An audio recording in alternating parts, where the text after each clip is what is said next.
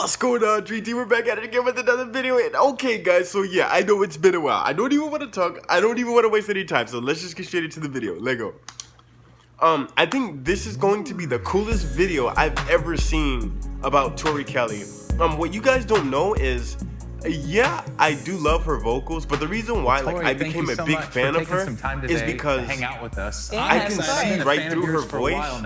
And she's an awesome and amazing person. That's why I fell in love with her. Also, just getting to know you, not because of her voice, a Christ follower, which is so cool, and just how you live out your faith. Let's check it out. We know you so much for your music and your musical career. Yeah. When did your love for music start? My love for music started very, very early on. I couldn't really tell you the exact age because my parents say I was kind of singing as I learned to talk, so I guess, cute. just singing melodies and stuff. Around 3 years old, even, just singing around the house. And my dad's a singer as well, and my mom grew up playing piano, so my love for music is kind of, it felt embedded, like it was just already there. Yeah, yeah.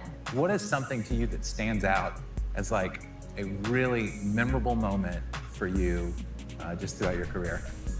There's a few. Wow. Geez. In 2015, when I put out my very first album, I always go back to that moment because I think as a kid, my dream wasn't necessarily to be like a big star or like be famous. It was literally just to put out music and perform on stage. And I didn't really know anything other than that. So all the hype, it was cool, but once I actually got to release music and put out that full album, that was a huge moment for me. I felt like a little kid again. And that I think is a big one for me. But I also think of stuff like getting to do this movie, this animated movie, Sing. That was, I would have never thought that would happen. And it was just the perfect role. That's right, she was in that. Everything about it was perfect, and it was a dream come true, so. Well, you're incredibly talented. Thanks. And we love what you do, but what I love even more about that is your heart. Behind everything that you do. We know that you love Jesus. I do. You've grown up in the church, you said. Tell me a little bit about that. How does your faith She is picture perfect, shape who you are and what I'm you not do? even kidding. My faith is everything to me. I did grow up in the church, but I think maybe like some other people who grew up in the church, you kind of get to a point where your faith really becomes your own, and it's not about what your parents say or what they believe, but it's really like, oh no, this is real to me. I've experienced the presence of God, and like I know that this is my own faith. I think for a lot of people, they might look on and see sort of your career and your success and make even assumptions about what that life is like. And obviously there's opportunities that you have to do a number of things, but probably your faith guides your path in a really big way. Talk to me a little bit about maybe the struggle that you feel between opportunities that present your way and how you might combat that based on who you are and what your faith is. There's definitely, it's definitely hard at sometimes. I think I have been in the industry for so long now that it's been kind of a step-by-step process. It wasn't something that was overnight where it was like, oh no, now I have to figure out how my faith works with this, you know? Music has always been a part of me and my faith has always been a part of me. Well, so how long has she been doing music though? That daily. Like since 2011? Okay, let me remind myself again that, you know, Jesus is number one. Let me remind myself again what all of this is for. So I don't think I could sit here and say it's just, you know, yeah, that I checked off the faith box and the God box and then I can do whatever I want. It's like there's that conviction, there's, you know, certain opportunities will come up and I just have to say like, no, it just doesn't sit right in my spirit. You mentioned something there. You said like you said it's kind of a step-by-step process, but you said it's also a daily grind at times, and it's not about checking boxes. No. It's a daily thing. What does that look like for you? What does that daily spiritual discipline look like for you?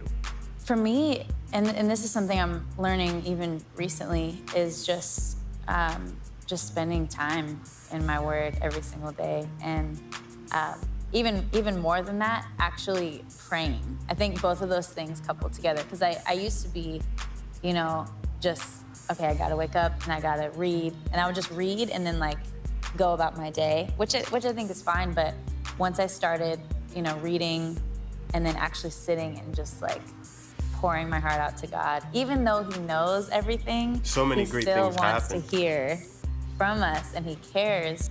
I'm the type, like, I'll just harbor things in. I'll just, you know, I'll be going through a lot, but I won't express it. And I'll even think like, oh, God knows, so like he'll take care of it. He's sovereign, it's fine. Exactly. And I'll never forget, and this is very recently, I just sat and I just started weeping and I just gave up just little things that were on my heart and that were just sitting there and just saying it out loud. It was like, whoa, okay.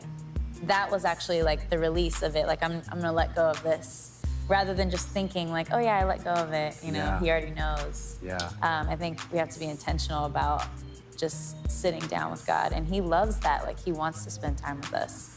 And he's just waiting for that. And I'm It's glad so crazy. that this is Once a topic. when I I'm gonna finally share something with you grasped guys that, that's it's on my like, phone. That's the best I'm gonna thing ever. screenshot I'm it assuming and then I'm there gonna are several tweet a challenges pic you about probably it face in your after line the of video. work that So conflict after the with video, your go to my personal Twitter convictions. and look at Tell it. me about those. What are some of the most I'm gonna show you difficult what I wake up challenges to you face in every your line of work? morning. Every single morning when I look at my varies. I think there's my lock there's screen. things that come up that surprise me too. But the thing that pops up in my mind first is, I don't think it even has to do with just my line of work, actually. I think it's something that we all probably struggle with, which is just loving the person in front of us. You know, it's like easy to focus on myself and just, you know, gotta get this song right, gotta be on stage, gotta do all these things. Because it's really, in my line of work too, it's kind of built up to be about me.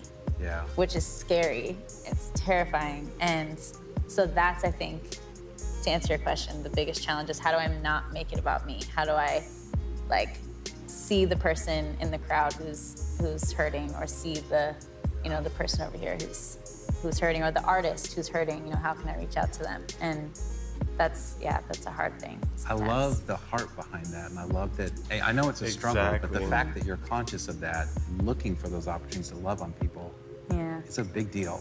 And just on the back side of that question, really, what are some things that you hope make you different, that people can then see Christ in you? I hope it's that. I hope I can get good at loving people to where Yeah. people say, oh wow, like she's going through all this mess, but she's still focused on others. Or That's you know, how I am. she's got all these things against her, but she's still like loving people, and she's still smiling. I hope people can say that about me. I just want to love But yeah, it's hard to say though. I want to be and make the world more smile. like Jesus at the end of the day. So That's it. That's all like I a ever daily ask. prayer. Make me more like you, please. Now, I want to bring up something we were talking about earlier. We talked about a verse in Philippians. I thought it was so good, and I wanted to actually talk about it on camera. And I'm going to read the verse real quick, and then we can have a chance to talk about it. It's in Philippians 3:7, and it says, "But whatever were gains to me, I now consider loss for the sake of Christ. And what is more, I consider everything a loss because of the surpassing worth of knowing Christ Jesus my Lord, for whose sake I have lost all things. I consider them garbage, that I may gain Christ and be found in him." Everything is a loss without Christ. Yeah. And I One of my love what you favorites. said earlier. Why does that verse mean something to That's a you Jersey in a really tape fact. personal way? That verse has been speaking to me a lot lately, or that chunk of verses really, because he goes on and on. But it's been speaking to me lately because I think I connect with Paul in that way, where he was actually really successful in his, in his work. He did a ton of stuff, and he was like the man. Like, he wasn't just some nobody. And I think the fact that I've been so blessed to be able to actually live my dreams, and not a lot of people get to do what I do and use their voice like that. So I'm so grateful that I get to do that. But I think reading that verse, it really humbles me and makes me say, like, whoa, none of that It's it reminds me like possible none of without the stuff him. I've accomplished even matters if I don't have Christ. Like he's See? the treasure. He is the most important thing. It starts with him. Most important person that I could have in my life. And the best thing about that too is no one can take that away. Yeah. All the accomplishments, all the, you know, anything that I get to do, my voice can go at any minute. Like, I don't know what's gonna happen. And so I think reading that, it's like, wow, okay, that's something I can hold on to. That could be my hope forever and ever.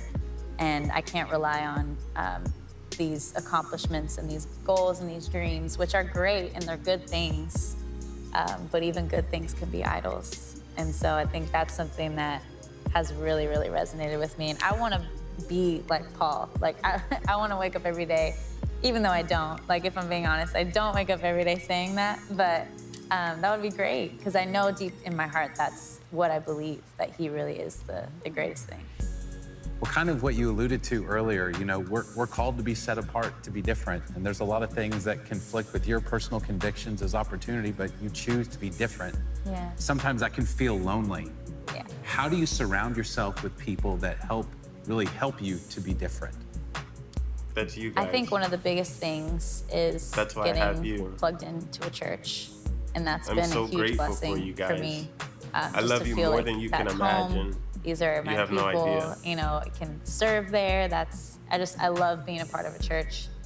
And I think outside of that, I've been really blessed to actually find other artists who also love Jesus. And we actually have this cool little text thread going on, this group text, where we can just be encouraging each other all the time, because we know what it's like. You know, we know what we're going through, and we can relate on that level. So it's been really, really awesome, because Christ, I think, unites us all, even though we maybe wouldn't be friends necessarily if it wasn't for him.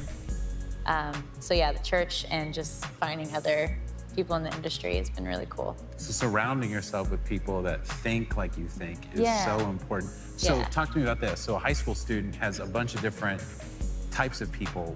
Yeah. If you were to encourage them on the significance of finding and surrounding themselves with the right people, Yeah. what would you say? I would say look for people who are building other people up and they're not tearing people down. I think that's one of the biggest things that sticks out to me is, are you speaking life into people, or are you, tearing people down and being negative? Because that's not, you don't want that around you. And, you can pray for them, but we don't want that around us. So, and I want to be one of those people too, where I can be building people up, no matter who they are. I just want to be an encouraging person, hopefully. So that's what I would say. Well, Tori, thanks so much for all your time, but more importantly, thank you for who you are as a person. Yeah, I know thank as I you. look on and So just much, seeing so you much. and your Thank career you. and your Really. life. I love your music, but what I love more than you. anything is your heart and Is how your you heart. live out your faith. So thank you so much for that. And thank you for your time. I really appreciate We it. love you. Thank you. Awesome. Okay, Dream Team, so that's what I'm talking about. So I know a lot of you say, oh, like she has an amazing voice and you fell in love with her because of her voice and things like that. Yeah, you might have, but I didn't. From the moment I first saw her, I knew the type of person that she was. I could see it from little performances, the way she would look, the way she would smile, and her certain actions. There's certain things about her that just kind of tell it all, and I think she's a really beautiful soul. So yeah, all jokes aside, I do say she's so fine, she's this and that, but no, I really do mean it. Like, she's a beautiful soul, a beautiful person, and she's more than anything I could ever ask for in life, or anyone else could ever ask for in life. This is what I enjoy. I enjoy getting to see interviews like this about your artist, that you take interest in and things like that. So I can relate to her in so many ways, whether it's on, a spiritual level and, being lonely or having people to surround yourself with love. At the end of the day, my biggest dream is I just want to make the world smile. That's it. I told you guys at 6 years old, that was my biggest dream. And I told my mom, I just want to make the world smile. I just want to love forever, and just make people smile. And yeah, guys, side note, I have seen your tweets and I have seen your snaps. If she's engaged, congrats to her. Tori, you deserve it. You deserve the world and everything in it. No, guys, I'm not upset. I just joke around all the time. You know, I joke. I can't be mad that she got married. That's happiness. That's the goal in life, you know? So I'm more than happy for her, you know? Not mad at all. I just, like I said, she's a wonderful soul. So congrats to her and her partner, significant other. I wish you guys an eternity of happiness and love. So yeah, Dream Team, with that being said, I love you guys, and I'll catch you in the next episode. I'm out of here. Sheesh. Drop the steering in the most, baby. I swear